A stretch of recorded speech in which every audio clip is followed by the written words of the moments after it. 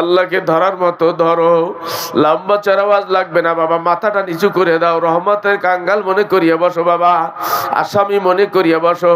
বাবারে তোমার গুনার খবর তুমি জানো, আমার গুনার খবর আমি জানি। কোন দিন গোপনে গোপনে গুনাহ করছি দুনিয়ার কোনো মানুষ জানে না, আমার মাওলার কাছে কিন্তু গোপন নাই। বাবার এই গোপন গুনাহ লইয়া যদি মারা যাও, জাহান্নাম ছাড়া উপায় থাকবে না। বাবারে আল্লাহ আল্লাহ, অতীত জীবনের গুনার কথা স্মরণ করিয়া বসো বাবা। আল্লাহ আল্লাহ আল্লাহ, কোন দিন গোপনে গোপনে গুনাহ করছো দুনিয়ার কোনো মানুষ জানে না, ঘরের দরজা জানলা বন্ধ করিয়ে দিয়া গুনাহ করেছো বাবা। ও যুবকেরা, ও বুড়ারা, ও পর্দার আলে মা বোনেরা, ঘরের দরজা জানলা বন্ধ করিয়ে দিয়ে গুনাহ করছো, কেউ দেখে নাই, আমার আল্লাহর কাছে কিন্তু গোপন নাই। এই গোপন গুনাহ লইয়া যদি মারা যাও, জাহান্নাম ছাড়া উপায় থাকবে না। পাহাড় পরিমাণ গুনাহ যদি করিয়ে থাকো, আমার আল্লাহকে আল্লাহ বলিয়া ডাক দাও, আমার আল্লাহ তোমার আমার ডাকের জবাব না দিয়া পারবে না। দরদ ভরা কণ্ঠ লইয়া ভাঙ্গা দিল নিয়া যদি আল্লাহকে আল্লাহ বলিয়া ডাক দিতে পারো, আমার আল্লাহ মাফ না করিয়া পারবে না। কল্পনায় কল্পনায় মাওলার কুদরতি পাও জড়াইয়া ধরো, আমার সাথে সাথে গুনগুন রবে বলো আল্লাহ। আমি আর নাফরমানি করব না, আমায় ক্ষমা করো আল্লাহ, আমি জাহান্নামের আসামি। বাবারে যারা জাহান্নামের আসামি আল্লাহ, তারা দুই চোখের পানি ছাড়িয়া দাও। তোমার মনের কাছে জিজ্ঞাসা করলে তোমার মন বলে দিবে তুমি আসামি কিনা। আমার মনের কাছে জিজ্ঞাসা করলে আমার মন বলে দিবে আমি আসামি কিনা। গায়ে লম্বা জুব্বা দিয়া, মাথায় টুপি দিয়া, পাগড়ি বাঁধা মানুষের ভিতরে ঘর, মানুষ তোমারে পরহেজগার মুত্তাকিন মনে করে, আসলে তোমার আবার ভিতরে কত নেফাকি আছে দুনিয়ার কোনো মানুষ জানে না বাবা। এমনও গুনাহ করেছ ও বাবারা, ও যুবকেরা, ও বুড়ারা, ও পর্দার আলে মা বোনেরা, এমন গুনাহ করেছ ঘরের স্ত্রী পর্যন্ত জানে না।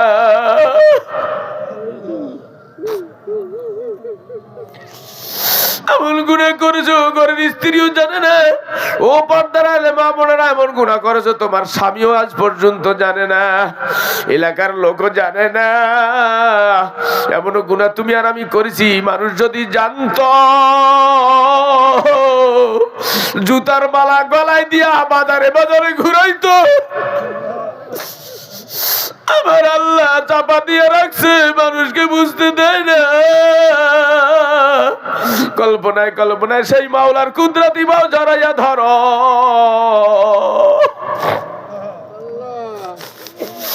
পাহাড় পরিমাণ গুনাহ যদি করিয়া থাকো, ভূত পূজাও যদি করিয়া থাকো, মূর্তি পূজাও যদি করিয়া থাকো, আমার আল্লাহকে আল্লাহ বলিয়া ডাকে দাও। আমার আল্লাহ মাফ না করিয়া পারবে না। আল্লাহ আল্লাহ বুঝিয়ে শুনিয়ে তারপর মাওলার কবরে যাইয়ে শুইও বাবারে। ওই যে অন্ধকার কবর, সাথী নাই বাতি নাই, কেমন জানি হবে রে। বুঝিয়ে শুনিয়ে তারপর মাওলার কবরে যাইয়ে শুইও বাবা। হাসরের ময়দানে আল্লাহ আল্লাহ, গুনাহগার ব্যক্তিদের বাম হাতে আমল নামা দিবে বাবারে। গুনাহগাররা বাম হাতে আমল নামা পাইবে বাবারে। তোমার মনের কাছে জিজ্ঞাসা করিয়া দেখো, তোমার আমলের কথা, তোমার গুনার কথা তুমি চিন্তা করিয়া দেখো, তোমার আমল নামাটা কি ডাইন হাতে আসবে না বাম হাতে আসবে? গুনাহগারের আমল নামাটা বাম হাতে পাইবে।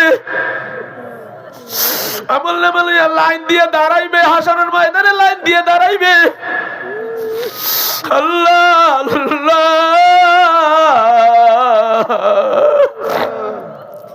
ওই আমল নামার ভিতরে সব লেখা থাকবে কোন দিন পাপের কাজ করছে, কোন দিন গুনার কাজ করেছে, কোন দিন নামাজ কাজা দিছে, কোন দিন মিথ্যা কথা বলছে, কোন দিন সুদ খাইছে, কোন দিন ঘুষ খাইছে, বাবারে সব আমলনামার ভিতরে লেখা থাকবে। আল্লাহ পাক রব্বুল আলামিন রাগ হইয়া জাহান্নামের ফেরেশতাদেরকে বলবে, এ জাহান্নামের ফেরেশতারা এইগুলার ঘাড়গুলা ভাঙা পিছনের দিকে করিয়া দাও। জাহান্নামের ফেরেশতারা ওই সময় আসা আল্লাহ জাহান্নামীদের ঘাড়গুলা মট মট করে ভাঙা পিছনের দিকে করিয়ে দিবে। আল্লাহ আল্লাহ জাহান্নামীর আমলনামার দিকে তাকাইয়া বলবে, আল্লাহ এই গুনাহ আমরা করি নাই, ওই গুনাহ আমরা করি নাই, এইটা আমরা করি নাই, ওইটা আমরা করি নাই। আল্লাহ পাক রব্বুল আলামিন তখন জবান বন্ধ করিয়া দিবে, তখন হাতে সাক্ষী দিবে, পায়ে সাক্ষী দিবে। বাবারে আল্লাহ আল্লাহ প্রত্যেকটা অঙ্গ প্রত্যঙ্গ সাক্ষী দিবে। তখন আল্লাহ পাক রব্বুল আলামিন রাগ হইয়া বলবে, খুজু ফাউল্লু, এ জাহান্নামের ফেরেশতারা এদের গলার ভিতরে শিকল লাগাও, এদেরকে ধরো, এদের গলায় শিকল লাগাইয়া টানতে টানতে জাহান্নামের দিকে নিয়ে যাও। ব্যাপারে জাহান্নামের ফেরেশতারা গলার ভিতরে শিকল লাগাইয়া ছাগলের মতো টানতে টানতে জাহান্নামের দিকে নিয়ে যাইবে। কিতাব লেখে জাহান্নামীরা জাহান্নামের দিকে যাইতে চাইবে না। আল্লাহ আল্লাহ জাহান্নামের ফেরেশতারা ওই সময় ফুটবল খেলোয়াড়রা যেরকমের ফুটবলের লাথি দেয়, ওই রকম ভাবে জাহান্নামের ফেরেশতারা জাহান্নামীদের পিঠের উপরে ঢিপ ঢিপ করে লাথি দিয়া জাহান্নামের ভিতরে ফেলাইয়া দিবে। জাহান্নামের ভিতরে পড়িয়া আল্লাহ আল্লাহ কাঁচা বাঁশ চুলায় দিলে যেরকম টাস টাস করে ফোটে, আল্লাহ জাহান্নামীদের 360টা জোড়া এরকম টাস টাস করে ফুটতে থাকবে, কিন্তু মৃত্যু হবে না। তারা বলবে, আল্লাহ পানি দাও, পানি দাও, পানি দাও। আল্লাহ পাক রব্বুল আলামিন রাগ হইয়া এমন গরম পানি দিবে, এই পানি মুখের কাছে ধরার সঙ্গে সঙ্গে মুখে সমস্ত গোশত খসিয়া খসিয়া এই পানির পেলার ভিতরে পড়িয়ে যাইবে। কিতাব লাগে পানির পিপাসা সহ্য করতে না পারিয়া এই পানি পান করবে, পেটের ভিতরে যাইয়া সমস্ত নারী ভুড়ি গুলি গলিয়া গলিয়া পায়খানার রাস্তা দিয়া ঝুপ ঝুপ করিয়া পড়তে থাকবে। আমি আল্লাহর কাছে বলি, আল্লাহ আমার এই মজলিসে যদি আমার কোনো দুশমনও থাকে, আল্লাহ আমার যদি কোনো শত্রুও থাকে যারা আমার গিবত শিকায়ত করে পিছনে পিছনে, আল্লাহ তাদেরকেও তুমি এই জাহান্নামের গরম পানি খাওয়াইও না। আল্লাহ আমার শত্রুকেও তুমি জাহান্নামের গরম পানি খাওয়াইও না। বাবারে বুঝিয়ে শুনিয়ে তারপর মাওলার কবরে যাইয়ে শুইও। ওই যে অন্ধকার কবর, সাথী নাই বাতি নাই, কেমন জানি হবে রে। বুঝিয়ে শুনিয়ে তারপর মাওলার কবরে যাইয়ে শুইও। বাবা কাঁদো, বাবা কাঁদো। মাহারা সন্তান যেমন কাঁদে, স্বামী হারা স্ত্রী যেরকমের কাঁদে, ওই রকমের কাঁদো বাবা কাঁদো। কান্না যদি নাও আসে কান্নার ভান ধরিয়ে বসো। আমার শাইখ আল্লামা রসুলপুরি বলতেন, পোড়া কপাল জোড়া লাগে না, পাপীর চোখে পানি আসবে না। গুনাহ করিয়ে করিয়ে চোখের পানি শুকাইয়া ফেলছো, গীবাত করিয়ে করিয়ে চোখের পানি শুকাইয়া ফেলছো। এই জন্য এখন চোখে পানি নেই। মোবাইলের ভিতরে নেকের ছবি দেখে দেখে চোখ দিলটা শক্ত করিয়ে ফেলাইছো, এই জন্য এখন চোখে পানি নাই। কান্না যদি নাও আসে কান্নার ভান ধরিয়া বসো বাবা। বাবারে আল্লাহ আল্লাহ, এই গভীর রাত্রে যদি কোনো মা তার সন্তানকে রাগ করিয়া ঘরের বাইরে বের করে দিয়া, ছোট বাচ্চাকে ঘরের বাইরে বের করিয়া দরজাটা আটকাইয়া দেয়, ওই সন্তান বাইরে বসে তখন মা মা কইয়া ডাক দেয়, একবার দুইবার তিনবার ডাক দেয়, মা দরজা খোলে না। অভিমান করিয়া মা ঘরের ভিতরে বসে থাকে। এরপরে যখন ওই সন্তান দুই চোখের পানি ছাড়িয়া দিয়া বলে, মা গো মা, ও মা দরজা খোলো, ও মা দরজা খোলো, আমি বাইরে ভয় পাইতে আছি, দরজা খোলো, ও মা আমার ভয় লাগতেছে, দরজা খোলো। বাবারে কখন তো কোনো মা আর সহ্য করতে পারে না, টাস করে ঘরের দরজাটা খুলিয়ে দিয়া বাচ্চাকে ঘরের ভিতরে নিয়ে বুকের সাথে জড়াইয়া ধরে। বাবা মাঝে কত ভালোবাসে বুঝবি তোর মা মরার শেষে। এই জগতে মায়ের চেয়ে আপন কেহ নাই, মনে বলে বিদেশের মায়ের কাছে যায়। আরে দরদের মা বাবারে, এই দরদের মা বাবাকে যারা হারাইছো তারা বুঝতেছো মা কি জিনিস, বাবা কি জিনিস। যাদের মা বাবা এখনো বেঁচে আছে তারা কিন্তু অতটা বোঝো না বাবা। আমি বুঝতে আছি, আমার মাকে হারাইছি, বাবাকে হারাইছি। আমার মার কথা মাঝে মাঝে আপনাদেরকে বলি, আমার মার কথা মাঝে মাঝে আমার মনে পড়িয়ে যায়। আমি যখন রসুলপুরে পড়তাম ওই সময় মার কাছে চিঠি লিখছি, ওই সময় তো মোবাইল ছিল না। মায়ের কাছে আমি চিঠি লিখছি, মা আমি অমুক তারিখে বাড়িতে আসবো। ঠিক সেই তারিখ মতো বাড়িতে রওনা দিলাম। ওই সময় ছিল আষাঢ় মাস, আকাশ থেকে পিটপিট করে বৃষ্টি পড়তে আছে। বাড়ি যাইতে যাইতে আমার রাইত হয়ে গেল। তুষখালী বাজার থেকে আমাদের বাড়িতে হাঁটিয়া যাইতে হয়, 2 মাইল 2.5 মাইল জায়গা হাঁটিয়া যাইতে হয়। ওই কাদা পিচ্ছিল রাস্তা, রাত্রেবেলায় অন্ধকারের ভিতরে পিটপিট করে বৃষ্টি পড়তে আছে। আমি হাঁটতে হাঁটতে বাড়ির দিকে যাই। বাবারে বাড়ির কাছাকাছি যাইয়া দেখি আমাদের বাগানের ভিতরে একটা বাতি জ্বলতে আছে। পিটপিট করে একটা বাতি জ্বলে। এই বাতিটা দেখে পড়তে আমার ভয় লাগছিল যে কোনো জিন ভূত নাকি, কিন্তু ভয়তে ভয়তে আস্তে আস্তে কাছে যাইতে যাইতে যাইয়া দেখি আমার দরদের মা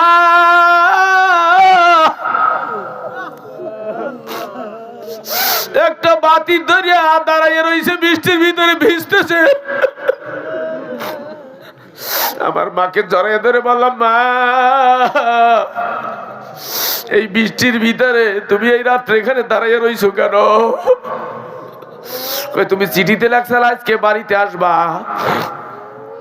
এই জন্য আমি বাতি ধরিয়া দাঁড়াইয়া রইছি। বাগানের ভিতরে ঢুকতে ভয় পাও কিনা? বাগানের ভিতরে ঢুকতে, বাড়ির ভিতরে ঢুকতে ভয় পাও নাকি? এই জন্য আমি ল্যাম্প ধরিয়া দাঁড়াইয়া রইছি।